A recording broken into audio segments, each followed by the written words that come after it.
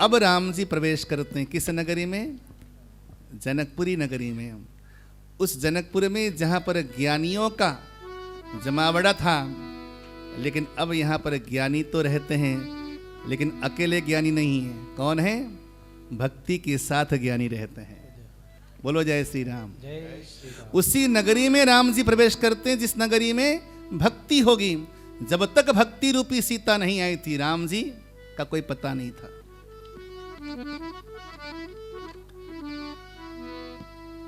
जब प्रवेश किया नगरी में प्रभु ने गुरुवर विश्वामित्र के साथ, राम लक्ष्मण ने, तो बड़ा प्यारा दृश्य है। स्वागत करने के लिए स्वयं जनक जी महाराज पधारे हैं और जैसे ही पहली बार देखा है महाराजा जनक ने गुरुदेव को प्रणाम करने के बाद, तो एकदम अपलक देखते रह गए। कहो नाथ सुंदर दो बालक, मुनिकुल तिलक की नृपकुल पालक। ब्रह्म जो निगम नेति कहीं गावा, उभय वेश धरी की सोइया। सहज विराग रूप मनु मोरा, थकित होत जिमी चंद चकोरा। हे नाथ, ये दो बालक कौन हैं? मुनिकुल तिलक, ये किसी मुनि के पुत्र हैं या किसी राजा के राजकुमार हैं? कौन है ये? मेरा मन सहज में विरक्त रहता है। वैरागी मन है महाराजा जनक का, विरक्त मन है, कहीं जाकर उनका मन चिपकता नहीं। लेकिन आज मेरा सहज में वैरागी मन भी न जाने इनको देखकर बरबस क्यों आकर्षित हो रहा है। परमात्मा में यही विशेषता है। जब आपके पास भक्ति का आगमन हो जाएगा ना, धीरे धीरे भगवान मीठा लगने लगेगा। बोलो जय श्री राम।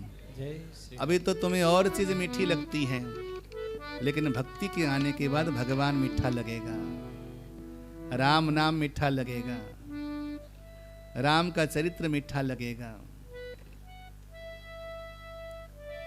जीवन में भक्ति का प्रवेश अगर नहीं होगा तो स्वयं अगर महाराजा जनक के पास अगर भक्ति न होती, सीता न आती, तो स्वयं ब्रह्म भी आ जाता, कह देता मैं ब्रह्म हूं। जनक मानने को तैयार नहीं थे, मानते ही नहीं। मैं तो निर्गुण को मानता हूं, विरक्त मन है मेरा।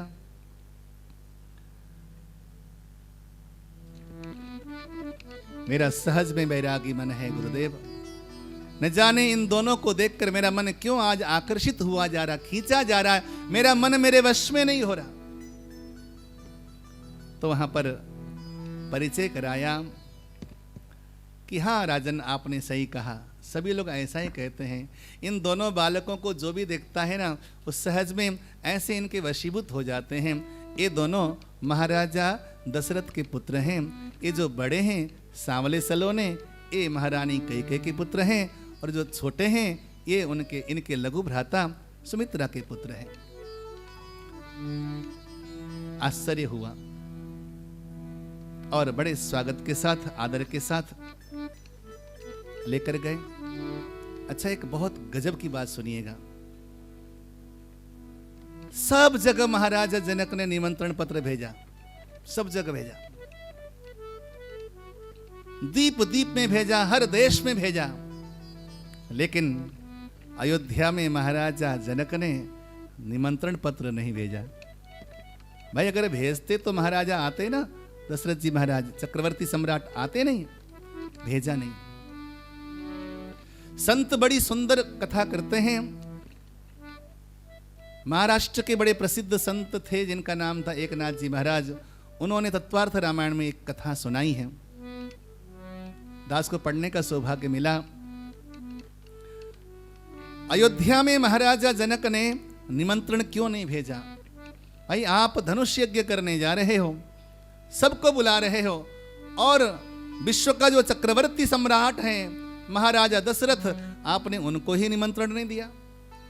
सूर्य वंश के सम्राट हैं, सब जगह भेजा, केवल अयोध्या में आपने निमंत्रण नहीं भेजा। तो श्री एकनाथ जी महाराज कहते हैं कुछ ऐसी घटना घटी थी इसलिए नहीं भेजा।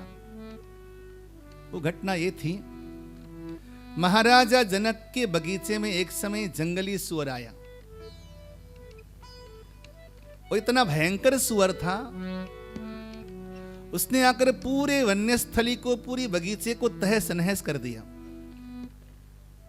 जब खबर लगी महाराजा जनक को, तो 2-4 सेवकों को लेकर उस सुअर को भगाने के लिए, वहां से दूर करने के लिए, राजा तो थे ही, राजा का धर्म होता है, जब वहां पहुंचे तो वो सुअर वहां से भागा। और राजा जल्दी शस्त्र डालते नहीं, उसका पीछा करने लगे। पीछा करते करते करते करते वो सुअर उसी जगह पहुंचा जहां पर महाराजा जनक का जो राज्य है उसकी सीमा समाप्त हो जाती है और अयोध्या शुरू हो जाती है। अब वो सुअर कहां प्रवेश कर गया? अयोध्या में। लेकिन ये मेरा अपराधी है, इसने मेरी बगीचे को तहस नहस किया है। राजा होने के नाते मैं इसको बंदी बना लूं, क्योंकि पुनः ये वही काम करेगा। तो बंदी बनाने के फेर में उन्होंने उस सुअर को घायल करने के लिए तीर चलाया। करनी कुछ और लिखी रहती महाराज। चलाया तो उन्होंने उस सुअर को बंदी बनाने के लिए, घायल करने के लिए था तीर, लेकिन वो तीर जाकर लगा गौ माता को, और गौ माता को तीर लगा तो गौ माता वहीं पर धराशायी हो गई। अब महाराजा जनक के द्वारा एक गौ हत्या हो गई।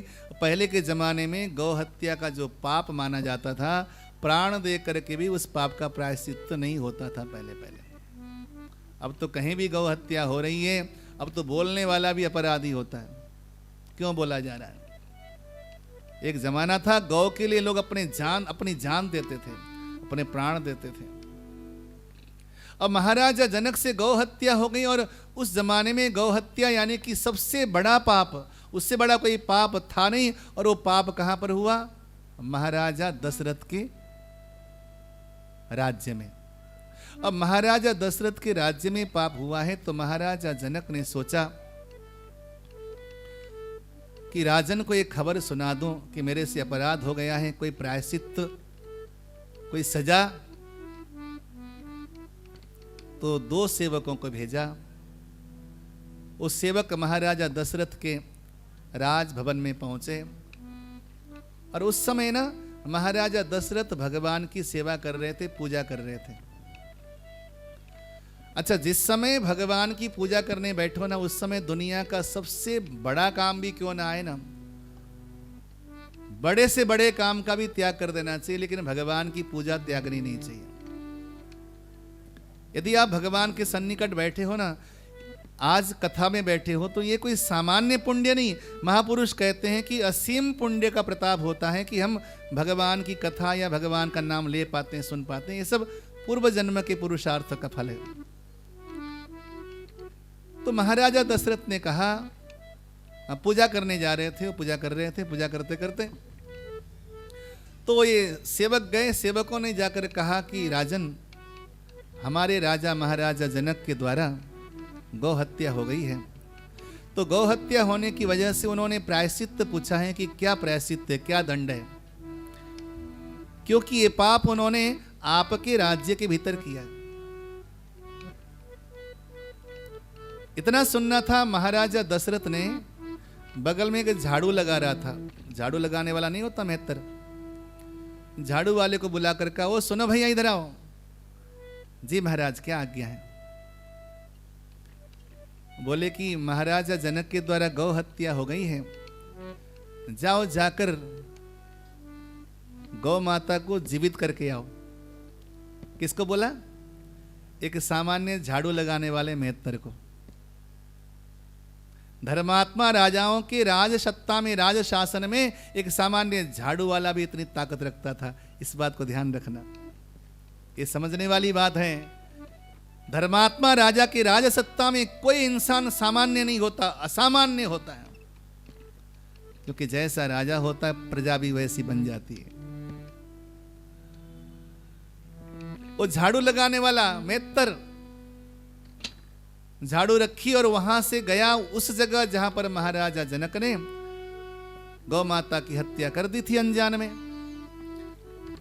गया, जाकर महाराजा जनक को प्रणाम किया और हाथ में जल लिया और जल लेकर कहा उस झाड़ू लगाने वाले सफाई कर्मचारी ने, कहा हे परमात्मा, यदि मैंने मन वचन कर्म से अपने महाराजा जनक की आज्ञा का पालन किया है, मैंने मन वचन कर्म से अपने धर्म का पालन किया है, और मन वचन कर्म से मेरे महाराजा दशरथ यदि अपने प्रजाओं के प्रति पुत्रवत वात्सल्य भाव रखते हैं तो उनकी दुहाई है, गौ माता तुम जीवित हो जाओ। ऐसा कहकर जैसे ही जल का छींटा लगाना था, वो मृतक गौ माता उस पुण्य प्रताप से खड़ी हो गई और वहां से भाग गई, स्वस्थ हो गई। अब देखो गजब, महाराजा जनक ये देखकर उनके आश्चर्य का कोई ठिकाना न रहा। ये कैसे हो सकता है अद्भुत कार्य? एक राजा का सामान्य कर्मचारी, राज्य का सामान्य सफाई कर्मचारी, वो आकर मेरे द्वारा किए गए पाप का प्रायश्चित करके गौ माता को जीवित करके उठा सकता है, खड़ा कर सकता है। ये तो अद्भुत राष्ट्र है। दूर से ही अवध नगरी को प्रणाम करके धन्य महाराज कहते हुए महाराजा जनक वापस लौट के आ गए। अब आज अपनी प्यारी पुत्री का स्वयंवर करना है। द्वीप द्वीप के राजाओं को उन्होंने निमंत्रण पत्र भेजा, तो नंबर आया अयोध्या के महाराजा दशरथ का। पत्र लिख रहे थे, पत्र लिखते लिखते अपनी पुरानी कहानी याद आ गई।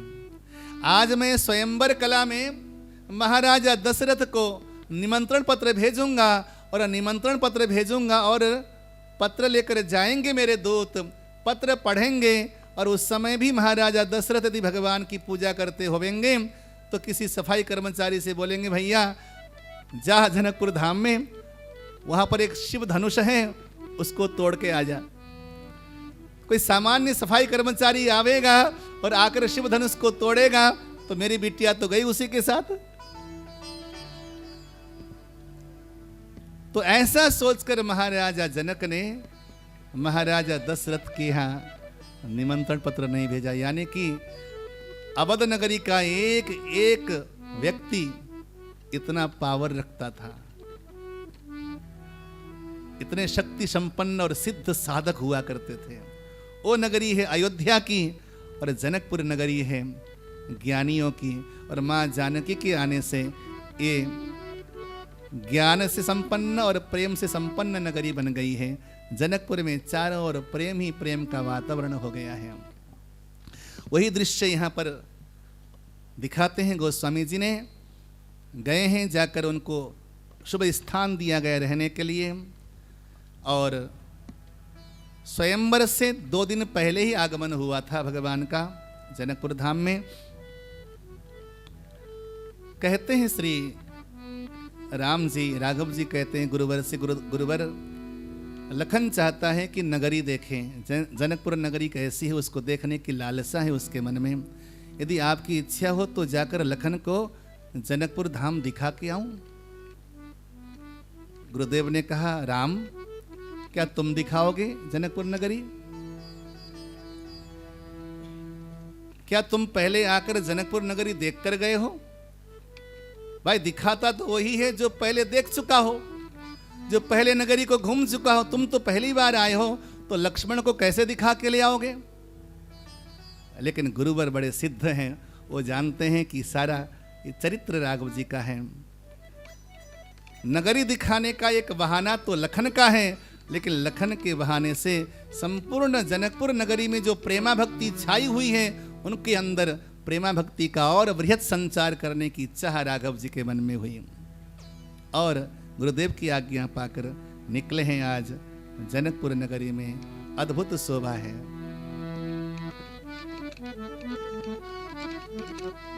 कैसी शोभा है राघव की। पीत वसन परिकर कटिभाथा चारु चाप सरसोहत हाथा तन अनुहरत सुचंदन खोरी श्यामल गौर मनोहर जोरी के हरि कंधर बाहु विशाला और अति रुचिर नागमणिमाला सुभग सोन सरसीरुहलोचन वदन मयंक तापत्रयमोचन काननि कनक फूल छवि देहि चितवत चितहि चोरी जनुलेहि। पीत वसन पीतांबर धारण किया प्रभु ने, पीत झंगुलिया, मस्तक में सुंदर उर्द पुंड तिलक हैं, श्यामल गौर वर्ण के 2 राजकुमार हैं, विशाल स्कंद हैं और गले में सुंदर नागमणियों की माला है, कर्णांत दीर्घ नयन है, मंद मुस्कान है। भगवान चले हैं जनकपुर नगरी की गली में।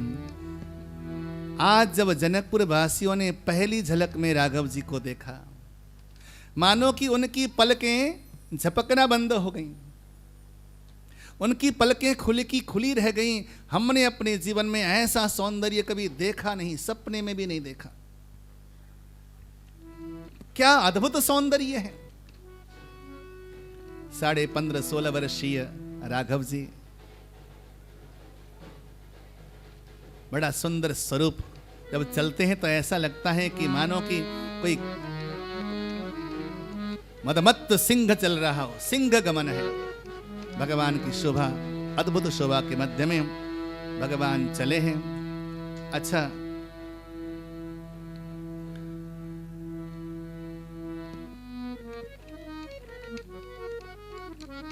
जब किसी के बारे में परिचय निकालना हो ना, तो पुरुषों को थोड़ी सी परेशानियां होती हैं। ये कौन है, कहां से आया है, क्योंकि पुरुष जल्दी घुलता मिलता नहीं। लेकिन किसी का परिचय निकालना हो तो माताओं को आगे लगा दो, तो कहीं न कहीं से परिचय निकाल ही लेती है। माताओं में ये कला है, आराम से परिचय निकालती, कहाँ से आए हैं, कहाँ जाने वाले हैं, करते क्या हैं, सब परिचय आराम से। अच्छा, परिचय पाने के बाद अपने पास छुपाते भी नहीं है, सबको बता देती हैं। जैसे ही देखा जनकपुर की नारियों ने, सखियों ने देखा, झरोखों से देखा, तो छोटे छोटे बालकों को भेजा, जब पता लगा कि आ जा। स्वयं भी नहीं जाती, ऐसा नहीं कि स्वयं जाके पूछती हो, नहीं, उनके पास बहुत सारे विशेषज्ञ लोग विद्यमान होते हैं। उनके पास ये सब गुप्तचर विद्यमान होते हैं, उनके पास सब जैसे तैसे पता लगा के आए, लगाकर आए तो सारी सूचना XYZ A to Z पता लगाया। बोले कौन है ये? विप्र काज करी बंधु दहो मग बुनी बधु उघारी आए देखन चाप मख सुनि हर्षी सबना। पता लगा लिया तो वहां पर कहती हैं, अरे सखी ये कौन है, हम तुम्हें बताती हैं। अब तो घर घर में ये बात फैल गई, आग की तरह फैल गई। जनकपुर धाम में कोई ऐसा कोना न बचा जहां पर राम जी का सौंदर्य, माधुर्य, लावण्य, कमनीय स्वरूप के विषय में चर्चा न हो। बोलो जय श्री राम। जय श्री राम। क्यों पता है? क्योंकि जो खबर हमारी माताओं को लगेगा वो खबर एक घर में रुक नहीं सकता। फैलेगा, अच्छी बात है। कुछ लोग कहा करते हैं कि माताएं अपने भीतर बातों को पचा नहीं सकती, ऐसी गलत बात है। ये पचाने के लिए नहीं होता, क्योंकि ये भक्ति है, भक्ति ही तो भगवान को विख्यात बनाती है। ये सारी की सारी जनकपुर की निवासिनी ये कौन है? ये भक्ति संपन्ना है। यही तो जाती है कृष्ण के लिए 16,100 रानियां बनकर। यही जनकपुर की निवासिनी नारियां हैं जो परमात्मा की महिमा का विस्तार करती हैं। तो ऐसा नहीं है कि माताओं के भीतर बात नहीं पचती, लेकिन वास्तविकता तो ये थी उस समय, क्योंकि भगवान की महिमा को मंडित करने वाली यही जनकपुर की ज्ञानी नारियां थीं, ज्ञान संपन्ना थीं। आज जीवन में पहली बार भक्ति का रस उन्होंने चखा है, तो उनसे रहा नहीं गया, कोने कोने में विस्तार दे दिया, फैला दिया। अब तो ठाकुर जी की महिमा, जो ठाकुर जी के समान उम्र के थे, छोटे छोटे बच्चे, युवा, वो ठाकुर जी के पीछे हो लिए और लखनलाल जी को सारी जनकपुर की नगरी दिखा दी, दिखा करके सबके नयनों को सुफल बना दिया। सुनो, है आंख वो जो राम का दर्शन किया करे, है कान वो जो भगवान का नाम श्रवण किया करे, बेकार वो मुख है जो रहे व्यर्थ बातों में, मुख वो है जो हरि का सुमिरन किया करे। बेकार वो मुख है जो रहे व्यर्थ बातों में, मुख वो है जो हरि का सुमिरन किया करे। हीरे मोती से नहीं शोभा है हाथ की, हाथ वो है जो नाथ का पूजन किया करे। मर कर भी अमर नाम है उस जीव का जग में, जो प्रभु प्रेम में जीवन न्योछावर किया करे। इसलिए भगवान का सुंदर स्वरूप देखने के लिए लालायित हैं जनकपुर का एक एक बच्चा बच्चा। संपूर्ण जनकपुर नगरी को आनंदित करके ठाकुर जी लौट के आए हैं गुरुदेव के पास। और गुरुदेव के पास आने के बाद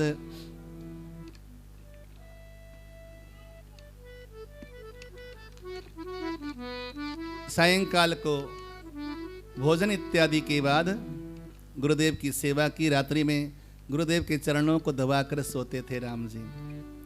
जब आप अपने काम धंधे से घर में आओ ना, तो अपने हाथों से माता पिता के कोमल कोमल चरणों को दबाओ, उनका वरद हस्त मस्तक में पड़ेगा तो जीवन सफल हो जाएगा। माता पिता की सेवा करनी चाहिए। जब भी आप दुकान से आओ तो खाली हाथ ना आओ। शास्त्र कहते हैं कि जो पुरुष बाहर से घर में प्रवेश करते समय खाली हाथ प्रवेश करता है, उसका घर खाली रह जाता है। इसलिए घर में कभी खाली हाथ नहीं आना चाहिए। हमारे गुरुजी कहा करते थे, जब घर में प्रवेश करो और कुछ न ला सको, कम से कम 4 फल लेकर आओ, लेकिन घर में आते समय खाली हाथ प्रवेश न करो।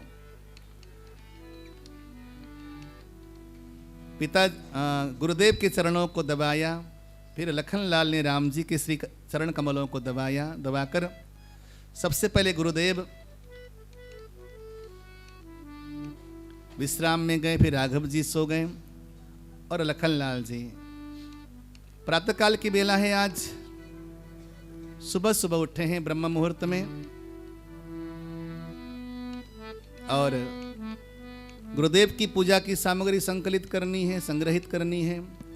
सारा सामान संकलित कर दिया, पुष्प की कमी रह गई और भगवान पुष्प चयन करने के लिए पुष्प वाटिका की ओर लखनलाल जी को साथ में लेकर निकलते हैं। ये अद्भुत दृश्य है, बहुत सुंदर दृश्य है। राम लक्ष्मण पुष्प वाटिका में पहुंचते हैं, वहां पर माली हैं। पहले माली से आज्ञा लेते हैं, भैया माली, हम क्या गुरुदेव की पूजा के लिए पुष्प चयन करें? वाटिका का मालिक तो माली होता है, उसका स्वामी होता है। भगवान की मर्यादा देखिए कि माली से पूछकर ही वाटिका में प्रवेश करते हैं। संतों ने इसकी बड़ी सुंदर व्याख्या की है। माली कौन है? बोले सदगुरु ही तो माली है। भगवान भी जब प्रेमा भक्ति की वाटिका में प्रवेश करते हैं तो सदगुरु की आज्ञा लेकर प्रवेश करते हैं। इसलिए जीवन में गुरु की अनिवार्यता भी होती है। जाते हैं जैसे वाटिका में प्रवेश करते हैं, कुछ लोग तो कहते हैं कि माली ने कहा कि आपके तो हाथ बड़े कोमल कोमल हैं, पुष्प में कहीं कांटे भी चुभ सकते हैं, इसलिए हम आपके लिए पुष्प चयन कर देते हैं। ठाकुर जी को देखें और कैसे रहा जाए माली को। बोले नहीं नहीं, गुरुदेव की सेवा में हम स्वयं अपना श्रम देंगे। तो ठाकुर जी अब पुष्पों का चयन करने लगे। पुष्प चयन करते करते ठाकुर जी के मुख कमल में कुछ श्वेत कण यानी कि पसीने के बिंदु उपस्थित हो गए। पुष्प चुनने में इतना श्रम तो नहीं होता, लेकिन ठाकुर जी के मुख कमल में वो जो श्रम बिंदु हैं, श्रम बिंदु ऐसा लग रहा है मानो कि प्रकृति ने भगवान के मुख कमल को श्रम बिंदु रूपी मोतियों से सजा दिया है। इसलिए क्योंकि आज किशोरी जी का पदार्पण होने वाला है। पुष्प चयन करते हुए वाटिका में भ्रमण करने लगे। पहली बार रामायण में मां जानकी का प्रवेश होता है। कि तेहि अवसर सीता आई, तेहि अवसर सीता आई, गिरिजा पूजन जननी पठाई, गिरिजा पूजन जननी पठाई, संग सखी सब सुभग सयानी, संग सखी सब सुभग सयानी, गावहि गीत मनोहर वाणी, गावहि गीत मनोहर वाणी।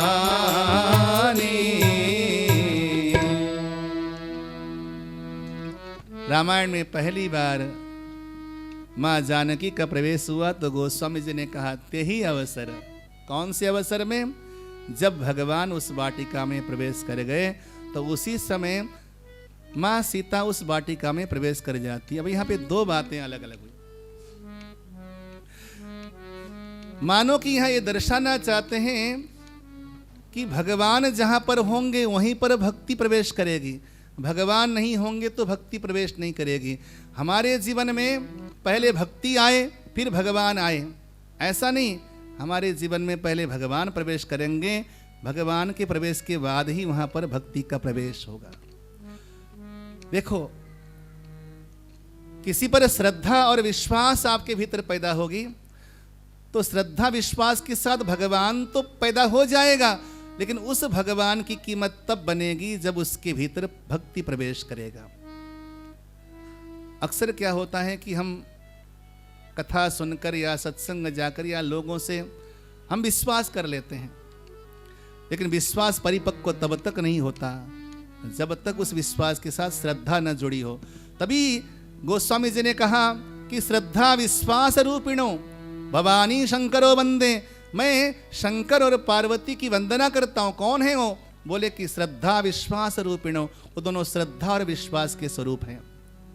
चलो, श्रद्धा हमारे भीतर आ गई, विश्वास आ गया, उसके बाद क्या होगा? याभ्याम बिना न पश्यन्ति सिद्धाः स्वान्तस्थमीश्वरम। जिन श्रद्धा विश्वास के बिना बड़े बड़े सिद्ध लोग भी अपने भीतर छुपे हुए भगवान को देख नहीं सकते। तो श्रद्धा विश्वास ये दोनों तो हमारे भीतर आ गए, हमने भगवान को देख लिया, ठीक है ना। अब सुनो ध्यान से,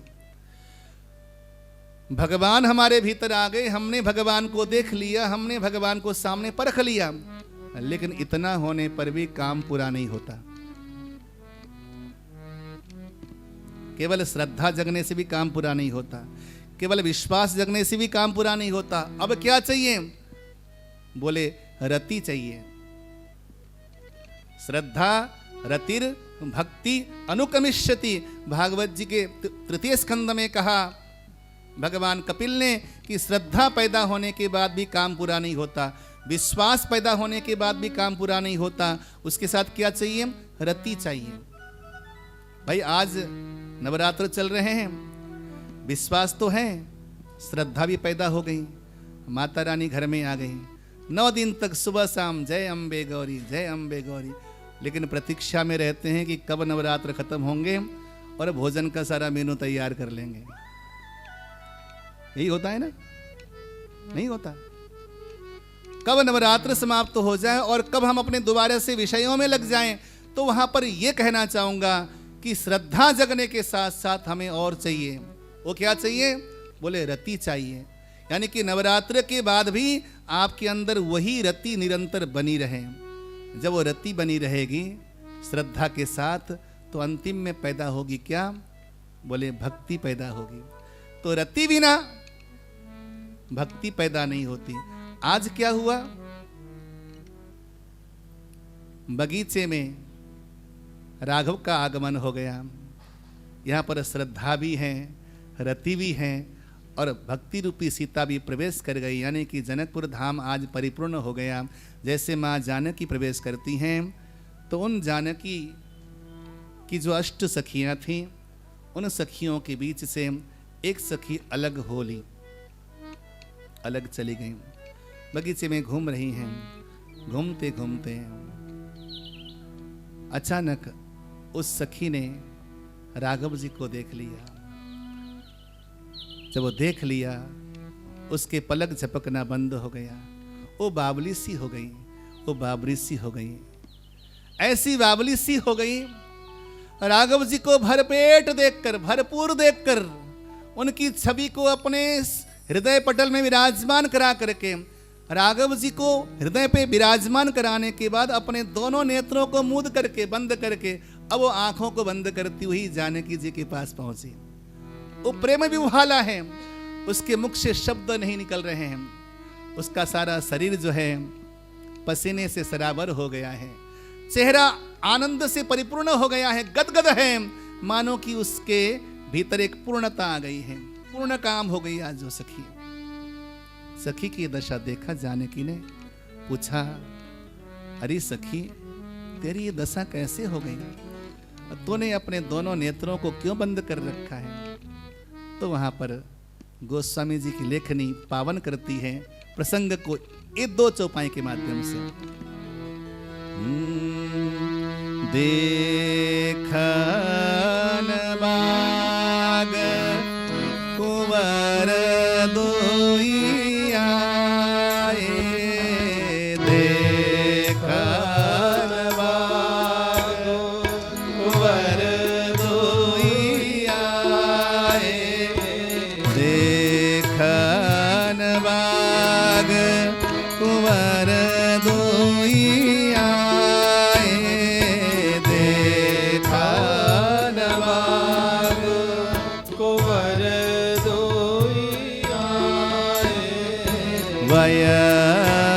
किशोर सब भांति सुहाए, भया किशोर सब भांति सुहाए।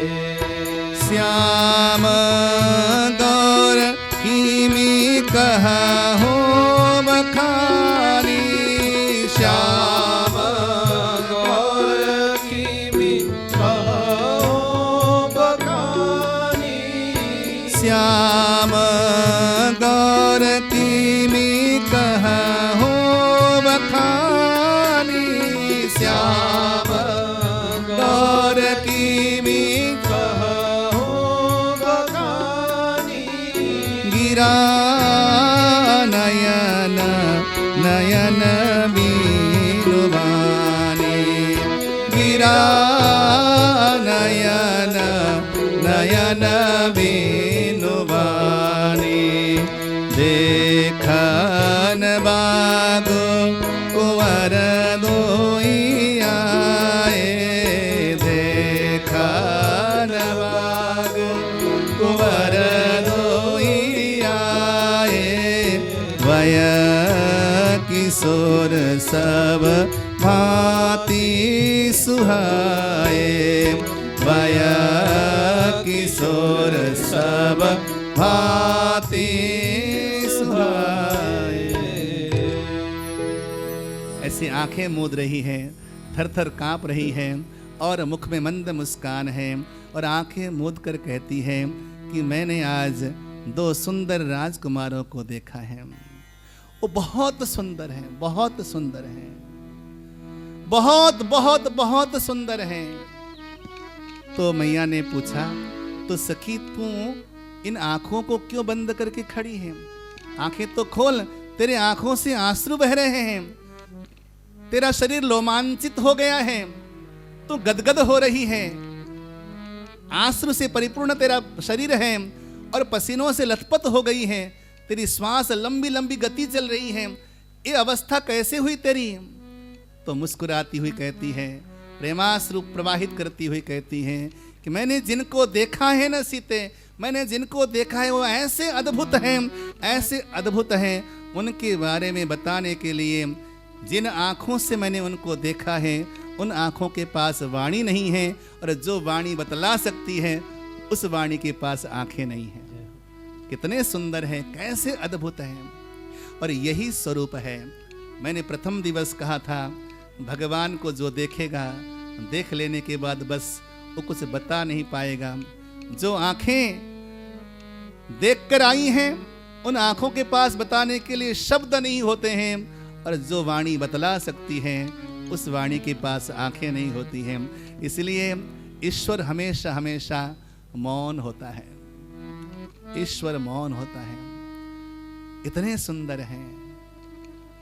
जब ऐसी महिमा सुनी